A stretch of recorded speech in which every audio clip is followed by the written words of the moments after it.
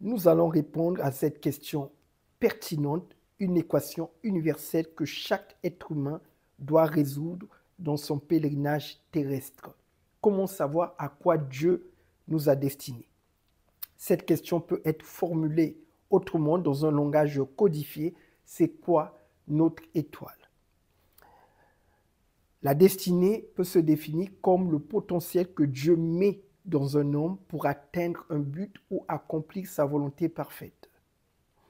Avant d'entrer dans le vif de cette vidéo, n'oubliez pas de liker, de la partager et surtout abonne-toi pour recevoir des contenus pratiques et spirituels qui vont te propulser dans l'éclat de ton étoile et dans l'accomplissement de ta destinée. La première clé que tu dois activer pour entrer dans ta destinée, c'est de te connecter à Jésus-Christ. Jésus a dit dans Jean 15, verset 5, « Sans moi, vous ne pouvez rien faire. » Dans Jean 8, verset 12, le Christ dit, « Je suis la lumière du monde. Celui qui me suit ne marchera pas dans les ténèbres, mais il aura la lumière de la vie. » La destinée se trouve dans l'enseignement de Jésus-Christ. Matthieu 7, verset 24. C'est la première des choses que tu dois faire. Si tu veux découvrir ta destinée, tu dois marcher dans les pas de notre Seigneur Jésus-Christ. La deuxième des choses pour découvrir ta destinée, la consécration. Dieu révèle notre destinée uniquement dans une vie qui est consacrée à son service. Romains 12, verset 2.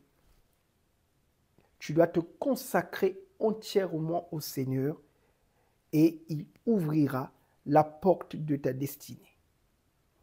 La troisième des choses à faire pour découvrir notre destinée ou faire briller notre étoile, la prière et le jeûne. La prière et le jeûne sont les clés de l'accomplissement de ta destinée. La prière va ouvrir la porte à la direction divine, à la sagesse et à la lumière qui va éclairer le chemin de ta destinée. Et le jeûne va ôter les barrières ou déplacer les montagnes qui vont surgir dans le couloir de ta destinée. Donc, la prière et le jeûne fait partie intégrante dans la vie des personnes qui veulent réussir leur destinée. La quatrième des choses à mettre en pratique si tu veux découvrir ta destinée ou faire briller ton étoile, c'est de t'entourer des personnes sages ou des mentors spirituels. Ta destinée peut être activée ou éteinte en fonction de l'entourage que tu choisis. Dans Proverbe 13, verset 20, il est écrit « Celui qui fréquente les sages devient sage. Celui qui se plaît avec les insensés s'en trouve mal. » Donc, les mentors spirituels, prophètes, pasteurs, docteurs de confiance et matures dans la foi sont incontournables, sont des guides qui vont t'aider à accomplir ta destinée. Paul et Timothée, Ruth et Naomi, Moïse et Jéthro, Élie et Élisée, le prophète Samuel et le sacrificateur Élie. Les mentors spirituels sont quasiment une case incontournable que tu dois remplir pour accomplir ta destinée. Et enfin, le cinquième point à mettre en pratique pour accomplir ta destinée, la sanctification.